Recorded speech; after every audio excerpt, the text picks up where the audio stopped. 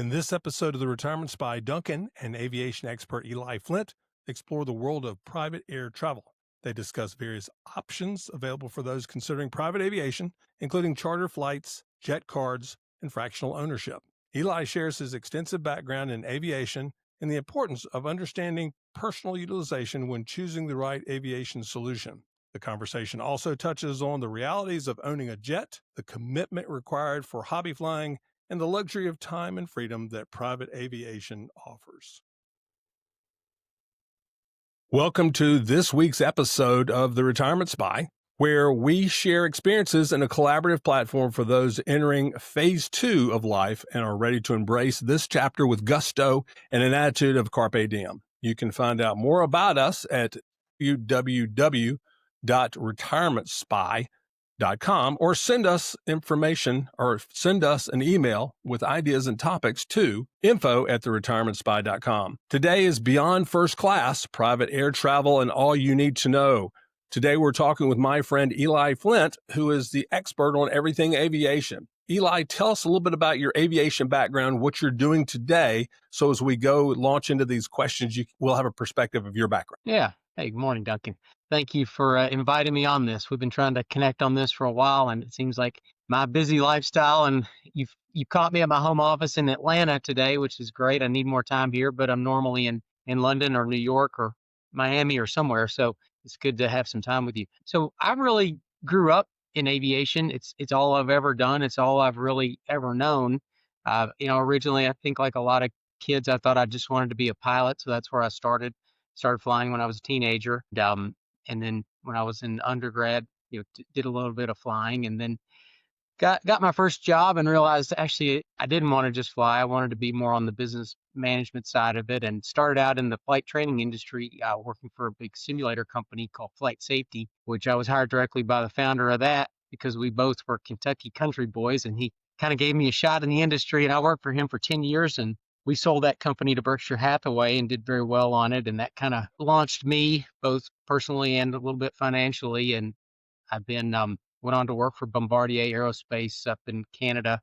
Went to business school at Emory, and always kept flying though. I've always thought that if I wanted to be a leader in this industry and I wanted credibility and I wanted to really understand what it takes to operate a company like ours, I needed to have that side of it as well. So here I am into my 50s and still flying regularly, jets and helicopters. And what I do now is I'm president of our vertical aviation division, which is all of our big helicopters in New York, Miami, Bahamas, London, the UK, and Milan, the Mediterranean. And that's a portfolio company underneath FlexJet, which is our big fixed wing company. But I've been here pretty much since day one. I'm one of the investors in the holding company that owns it all. So I'm probably one of those guys that you hear about who will never retire, just because to me a day of work feels like a day at my hobby.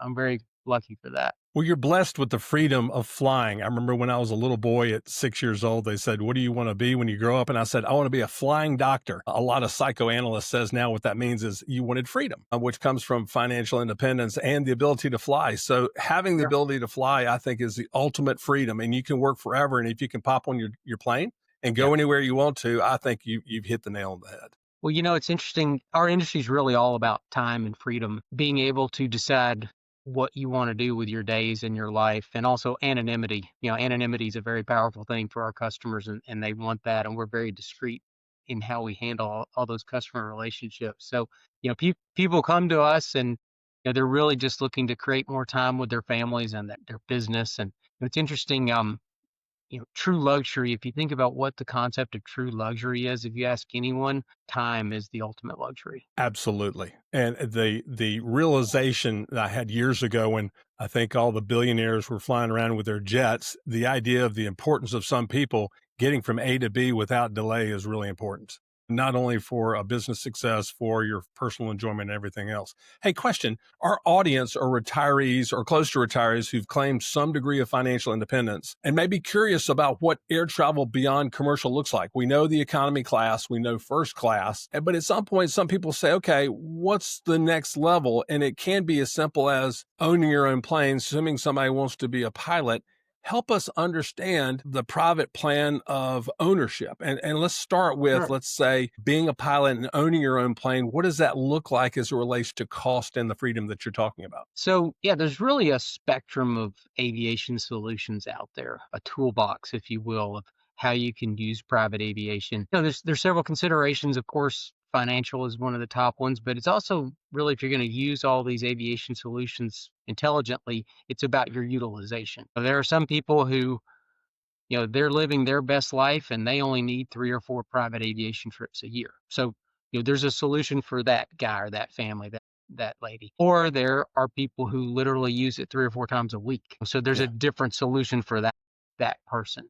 And so I think once you really understand how you're going to use it to enable the life you're looking for, whether it's business or your personal life, it's from there that you start to figure out, well, I need to go this direction, this direction, this direction with this asset or this program or whatever it is. But so if you start out least commitment, least financial spend a year, it's really just charter, what we call charter, which is you go out into the open marketplace and you buy it per trip. We have a company in our portfolio of companies called FX Air, and that's all FX Air does is they go out to and we audit all the companies that we buy trips from.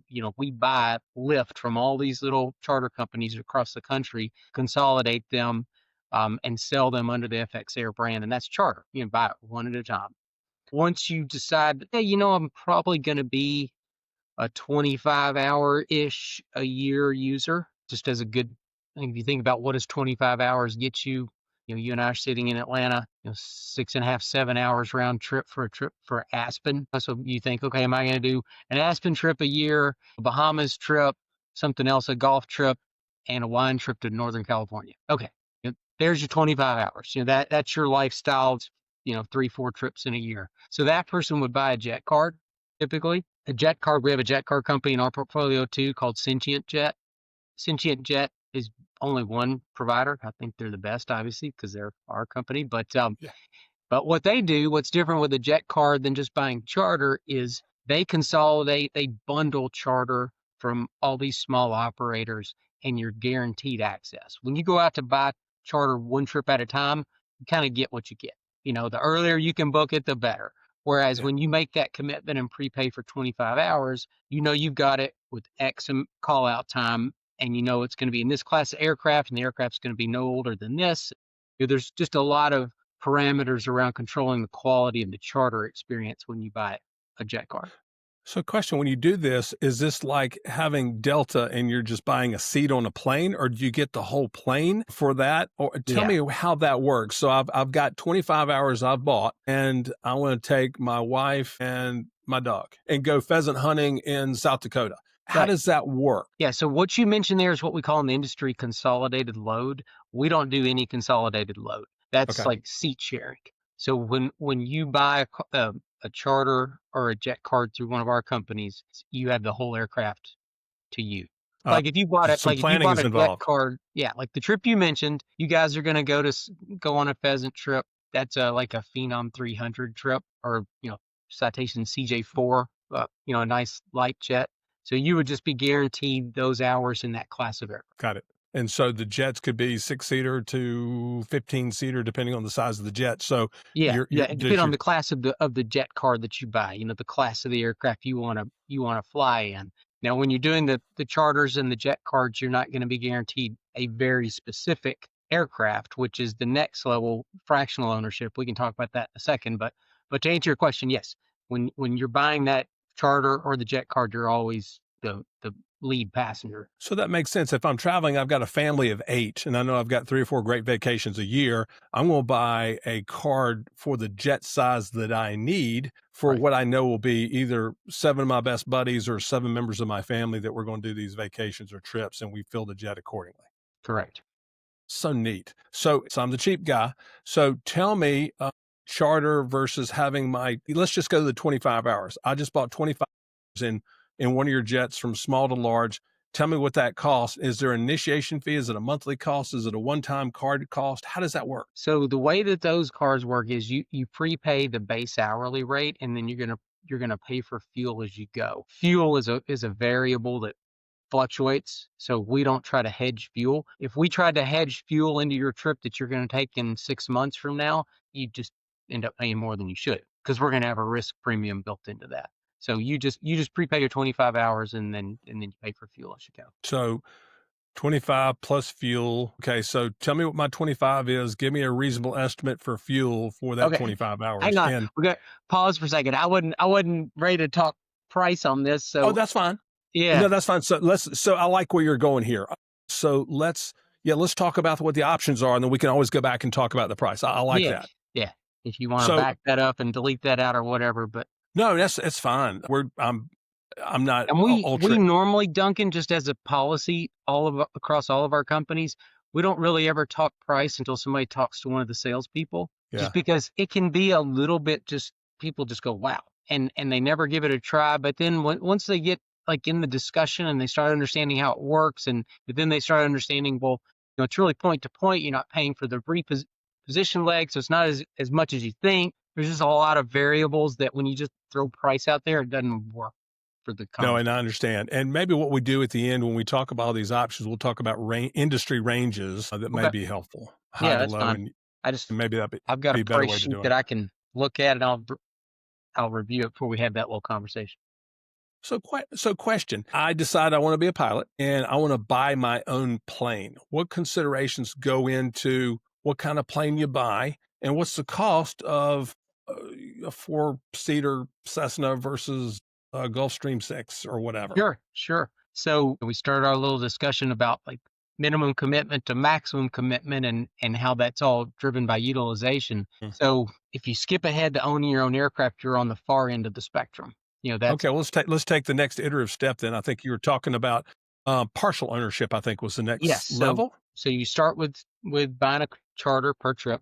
You go to a jet card. People who mature out of jet cards because of utilization, or they might decide, well, I'm still only a 25-hour a year user, but my brother's also a 25-hour user, and my sister-in-law needs 25 hours. Let's do a fractional ownership share together.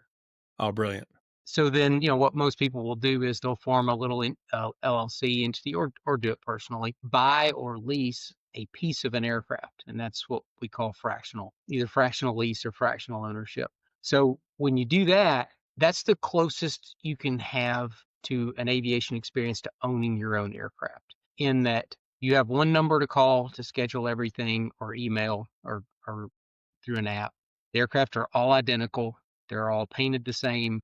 They're crewed by pilots who only work for us, FlexJet, or really you is the way we look at when you're on the aircraft. They're your employees when you're on the aircraft. You always know the aircraft you're going to get.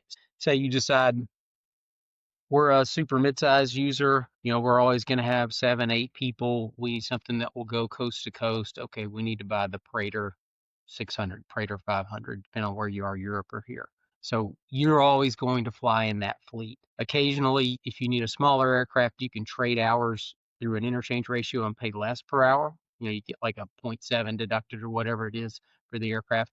Or if you have a special trip and you want to trade up, you might trade like, 2 of your hours for a Gulfstream. Hmm. So that fractional ownership model really is proven to be the most resilient and the most popular for people who know private aviation is part of their life now and forever.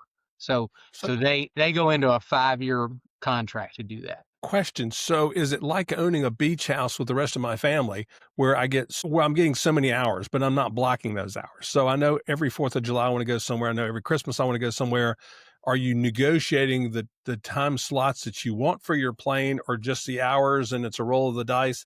How do you split it up? And is it usually done in fourths, quarters? How does Sure. one divide a jet up? Yeah, that's a good question. That's the granular details that a lot of people need to understand. So the way our model works, and really the industry standard model, is we cut a jet up into 16 shares. A 1/16 has 50 hours per year Okay. utilization and a 5-year contract. So, and So you have you're a little paying bit. 50 hours plus fuel for 5 years. Yeah. We'll get into the cost elements, but just the access, I think, is the most important thing to understand, because it's not like sharing a beach house with your brother, because you're guaranteed access on it, on a day that he's not flying. You don't need to worry about what everybody else is doing, because the fleet is big enough. And now 20 years into the business, the algorithms show us what we have to have online every day for crewing and capacity in the fleet.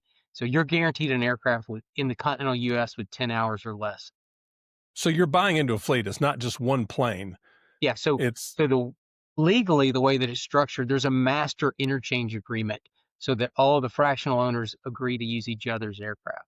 And that's in the document set that you sign when you buy your share or lease your share. But smart. it's guaranteed access. There are a few days a year that we call the peak days, and on those peak days, it's the days you would expect. It's the Wednesday before Thanksgiving, and it's the day before Christmas Eve, and just a lot of those kind of days. President's The Day special weekend. dates. Yeah. So Yeah. you got to give a 48-hour notice when you want to travel on those days. Those are 10-hour notice days. But other than that, you're guaranteed access. But we're all planning accordingly. I'm not that busy that I have to live in those parameters. My vacations are planned out weeks in advance, so I know that's not an issue for me.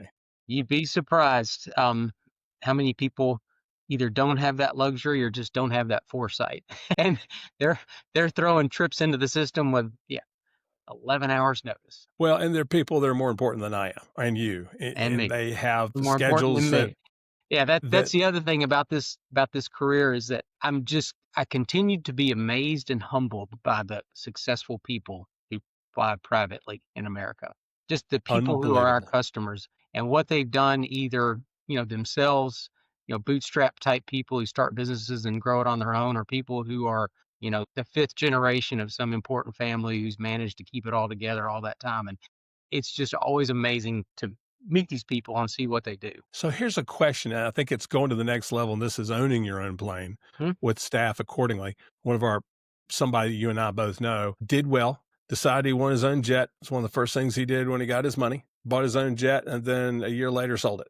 And I said, Yeah, why did you sell it? And they said, I wasn't using it. I've got a jet and I've got a staff. I've got two pilots, a stewardess that's allocated just to me. And we couldn't use the plane as much as I thought that made any sense. I mean, the people just sitting around on my plane with the staff, sure. and we weren't using it enough to make it worthwhile. And that was a lesson he probably should have talked to you first to say, hey, before I buy this, let me figure Yeah. out really what I need, and then we can work backwards into it. And a year later, he sells his plane. It's like, well, that was a lesson. That's a lesson a lot of people learned because they work hard and they have this dream in their mind, and this dream motivates them and inspires them to achieve. And then when they get there that day, they go do something and they're often ill-advised. And it's interesting how often we see people who do that and they last about a year or two in it. They never seem to go the other direction. We very rarely see people come out of fractional ownership and go to a whole jet as coming the other way. But for some people, that's the right thing. I mean, we have a division actually that's called a management company, and a management company takes your whole aircraft and does all the details for you. Staffs it and arranges all your maintenance and just everything that goes with owning a jet, regulatory compliance, training the pilots, catering, your hangar, your insurance, just your maintenance contracts. There's just so much that goes into owning a jet, but it can be very, very gratifying. And if you're flying enough hours, I mean, if you have the utilization, it is the least expensive, at least by the hour, way to do it. Yeah. I have a friend of ours who has his jet and upgraded to a bigger jet that had different FAA regulations. And he's retired independently wealthy. And his assistant, day in and day out, who handles everything for him, came on the plane one day. And I remember being on the plane. She usually has donuts, and we get on the plane and go have fun. And she's staying on the plane. I said, Ann, I can get my own drinks. I don't need a steward. She goes, no, you don't understand. And our friend upgraded to a new jet. You have to have not only two pilots, you have to have a full-time flight attendant. I said, to Yeah. serve drinks? I said, no, for safety regulations. Yeah. Number of And seats.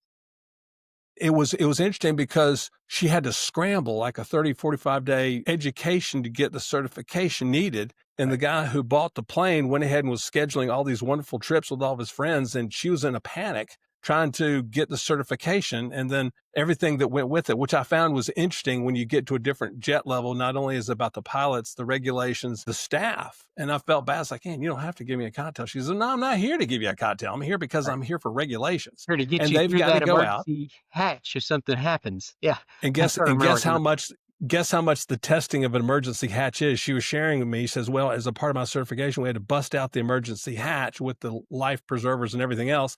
And then we had to put it back in. I was like, I bet that was expensive. She says 10 grand just to put it back. And I was like, wow, that's the cost of owning. Well, so I know I can't afford a jet, but I'm glad I know people who do. Yeah. Well, and you mentioned too, hobby flying. As I said, I've been flying part-time just as a hobby and for fun my whole life. And that can be a lot of fun and can really be cost effective for someone who's willing to, have a smaller aircraft that can be careful with the weather. And, there's just a lot of variables that when you're using a light airplane, it's not like a jet where unless there's a hurricane blowing, you're going. So, but a light aircraft can be a lot of fun and not that expensive. Couple What a joy. $100,000 to purchase it, $300-400 an hour to operate it, but you're the pilot and you're coordinating everything, coordinating your maintenance events, you're paying for your hangar, so there's a lot that goes into it. It's a great hobby too. Think of another friend of ours who has a plane and great family. The wife's like, I love you to death. I'm not going up in that plane with you. I don't think it's as much about is trust is like, look, we got kids. I go up in the plane with you and you and I Sure. both go down. We've left some responsibilities back home. So if this is your hobby, go have fun or put all of us on the plane. We'll all go down together and we're fine after that. And I'm being joking Well, about that. That's not funny, but yeah, but general aviation is what we call that. Just general aviation is, fun hobby aviation. It's not something you can do like golf. If you mm, decide that you're going to be a pilot, it's not something you go do once a month or whatever. It's something you need to do weekly. And you there's got to take it very, a yeah, lot of training, lots of responsibility. It's not easy. it's not. You need to, I've always said if you're not flying 100 hours a year, you personally in the seat doing 100 hours, you're probably not safe, especially if you're flying IFR, flying in and out of weather. So that's a big commitment. Obviously that's a couple week or a couple hours a week. But that's a lot of fun, and that's a whole nother area of aviation that's fascinating and has just a cult following around it. Guys who, like my son, I have a 22-year-old son who well, and he has his private pilot's license now. He's working on his instrument rating, and he's actually out in California in San Jose now working for a new cutting edge aviation company on their airframe design team. So once aviation gets in your blood, it's hard to do anything else. You just want to get up and think about airplanes, and you want to get up and hang out with airplane people and work with them. So tell me about wanting to be a pilot. Let's start with that, and we can go through the cost spectrum that we talked about. But what I know about being a pilot, I am so in respect of pilots because the time you have to put in to be a pilot is nothing short of phenomenal to me. And much like a doctor, you have to keep on putting in hours, the Sure. certification process. And to your point, if you're not flying enough, something's going to fall through the crack. This isn't like having a nice car that you just pop in, you go driving. You're doing so much in the preparation of that plane, the planning of your flight plan, instrument ratings, and things like that. Walk me through what it takes to become a pilot, Hmm. and then we can kind of talk about having the starting entry of a cost of a Yeah. plane, et cetera. Well, you mentioned proficiency. Let me just touch on that first. That's what we call, you can be technically current, which means you've done the required takeoffs and landings and approaches and whatever during the last 6 months that you're legal by FAA standards to fly. That's very different than being proficient. Being proficient means that you can go out there and mix it up in the airspace, in the weather, with the other pilots. You fully understand the aircraft you're flying. You know the performance. You know what's going on. You know how to talk on the radio. You know how to run all the avionics. You know what to do if something happens, and it will. I mean, I've been flying for over 30 years, and I've had some real emergencies. I've had a jet engine fail. I've flown through birds. I've had total electrical failures. I've had several things that happened. A partner of mine in a light aircraft years ago called a Mooney. The engine failed on him, and he put it down in a field. To his credit, did very well. Destroyed the airplane, but walked away a little banged up. So things can happen. You have to be very proficient and you have to respect that proficiency. And for example, when I decided I was going to go back to business school, I quickly saw there's no way I can be in graduate school and keep flying. And so I didn't fly once for 2 years just because I didn't want to do it halfway. So you have to have a lot of respect for it. Anyway, so back to your question. So the regulations are you got to have 40 hours minimum to get a private pilot's license. Nobody does it in that amount of time. It typically takes, I think your average person probably closer to 60 hours to do that.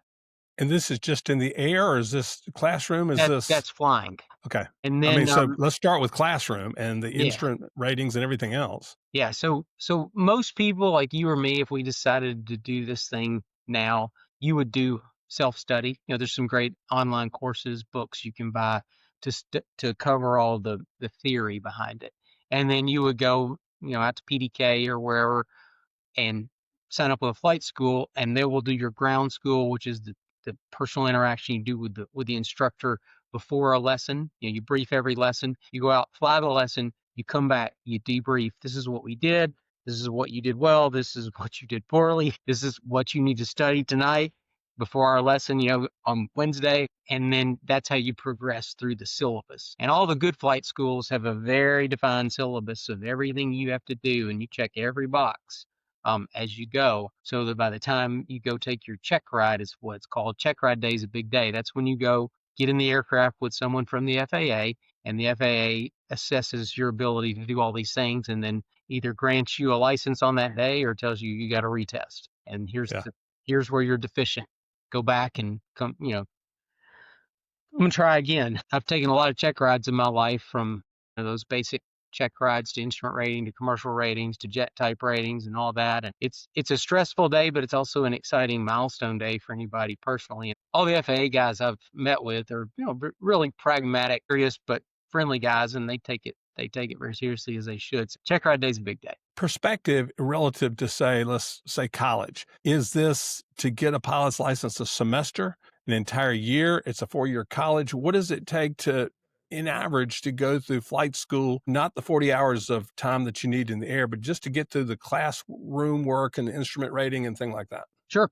So it really depends on how much time you can dedicate to it. If it's all you do, you can knock out a private pilot's license in 4 months, maybe, Wow. just for your private. Yeah. Right. Then you're going to, after that, the next level is your instrument rating. Instrument allows you to fly in weather essentially where you can't see.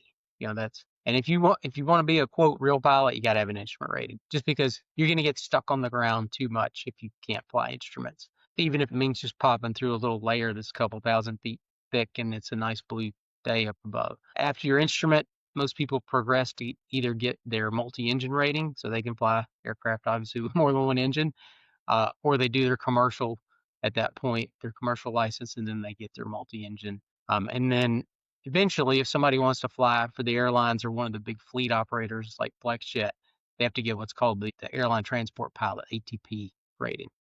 And there are colleges like that, so you can go down to Florida to like an Embry-Riddle or something that's really focused on that Yeah. if it's a career. And you mentioned Embry-Riddle. I think they're the industry leader.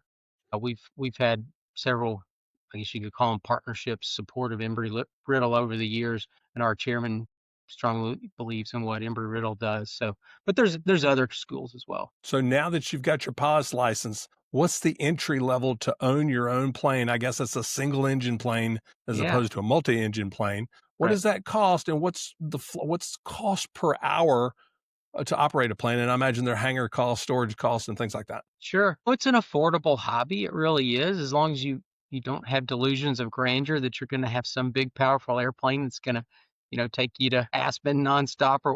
But you can go buy a used Cessna or Piper or Cirrus or whatever for a few $100,000 and get a decent loan on it. You can finance it out 10, 15 years. And your hangar's not that expensive. You're going to have what's called an annual inspection, where it goes in for a very, very detailed inspection by an A&P mechanic, where they just make sure everything's working. And that might cost you $15,000, $20,000 for your annual. But if you look at all the costs on one of those small aircraft, amortize it over, say you fly at 100 hours a year, you can be at $500 an hour all in.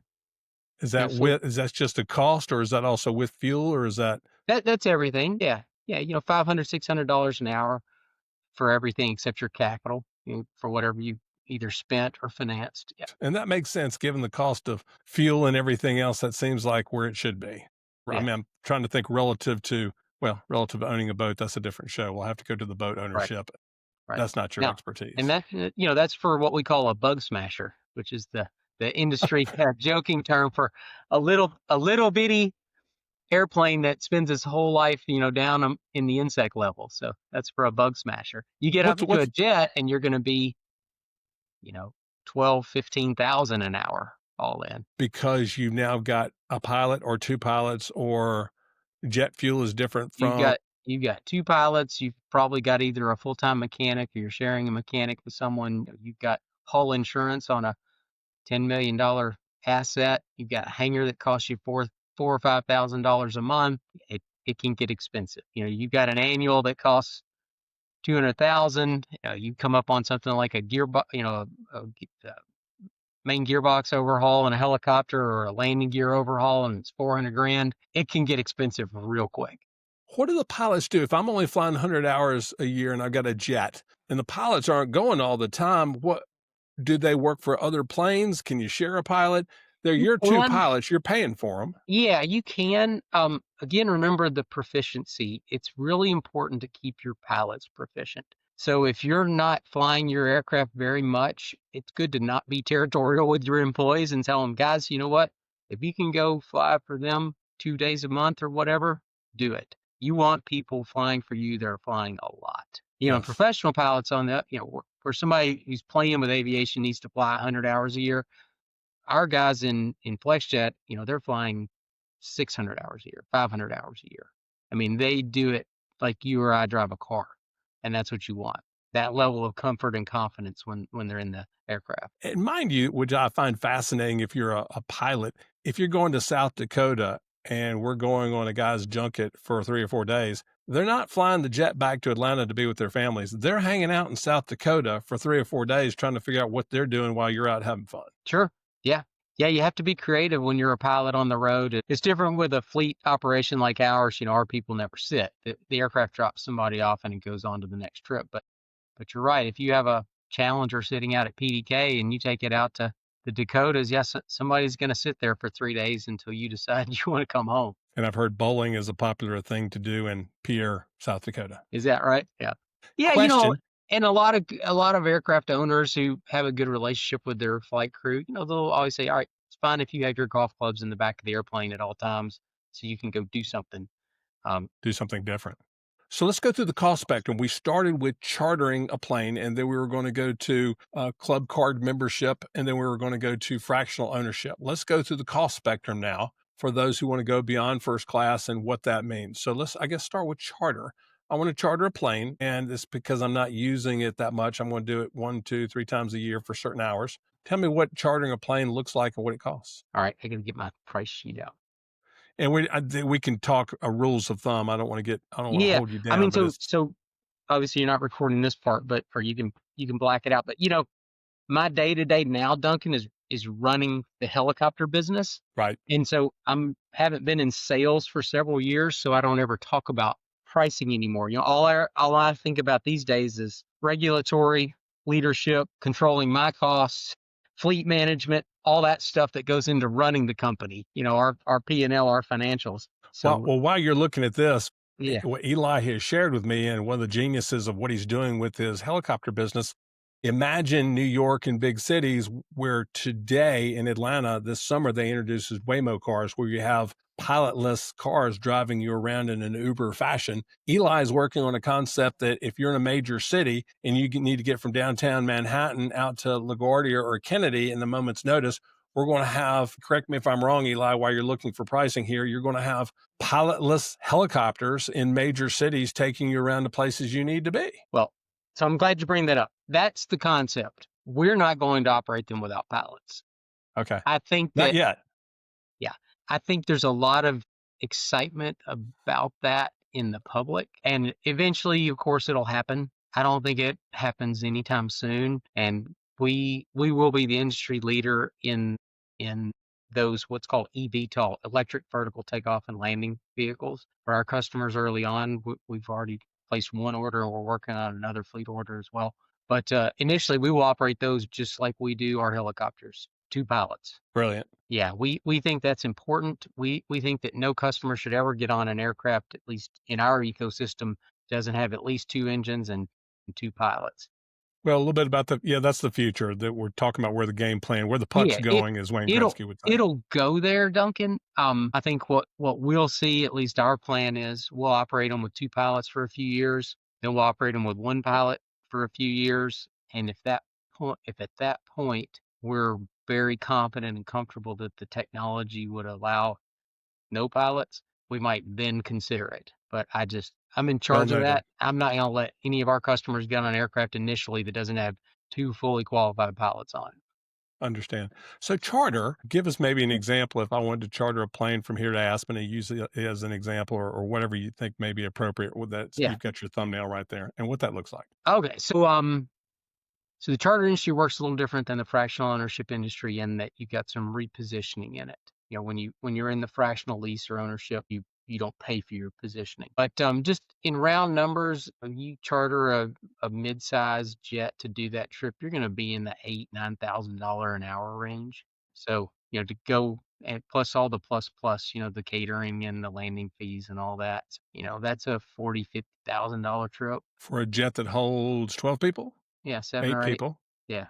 so you can do the math. And those are great for special occasions to go someplace that may be fun. Would that differ if it was international or is it different based on trip? In other words, a 5-hour trip, 6-hour trip versus a flight up to Augusta? Yeah, I mean, it also too depends on, again, the charter market, and that's not where I'm focused, but the charter market has a lot of variables. You can get lucky because you're chartering an aircraft that is based in your hometown and there's no positioning. Got it. Or the day that you want to fly charter, well, you know what? The nearest aircraft has to come from Teterboro empty to PDK to get you. You So know, positioning is where the aircraft is. Yeah. So you're going to pay to move that airplane an hour and 40 minutes to pick you up. And then you're probably going to pay to send it home unless they've got some other trip they can pick up close by to wherever you're going. So there's a lot of Understand. variability in charter. And that's why, again, charter works for people who have a pretty limited requirement annually. It's just, and that's why too, our FX Air company takes a lot of that variability out.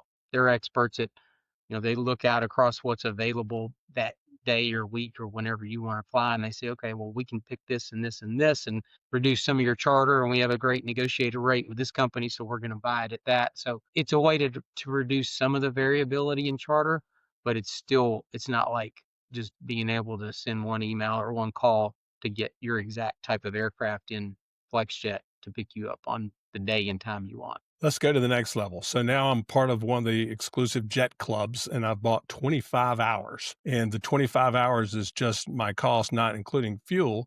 Tell me with that 25 hours, and I'm flying 25 hours with reasonable jet cost, not holding you accountable for anything. Give me a range what that might cost me. Time on that. I got to get all these numbers for you, Doug. I didn't know you wanted to talk about those Oh no, numbers. that's fine. I Yeah, wasn't hold. I'm just trying to give a range for people to say, okay, it's gonna, as you said, the charter's 8,000-9,000 an hour. I yeah, got it. yeah, That's fine. I was just yeah. trying to give our. I don't ever look at those numbers anymore. That's like, as I That's mentioned, not I'm your just thing. it's not my part of it anymore. I used to have all those numbers really, really dialed into my head, but it's about the difference is it's about the same price when you buy a jet card, but you have the guarantees. Oh, I You're got you. gonna get it because they're just you and me talking. You know what you're gonna get it on the date and time that you want. And then Got it. it's interesting, but then fractional again, the numbers are about the same, but there's no repo. And the reason that the numbers are about the same is you got to make about the same margin in the hours. It's just you and me explaining the industry to you, not for the podcast, but you got to make about the same margin in the hours. But because the fractional fleet is so big and because it's controlled by one place, one big command center, they can intelligently move the whole thing around every day. And it's fascinating to go watch this at our command center up in Cleveland.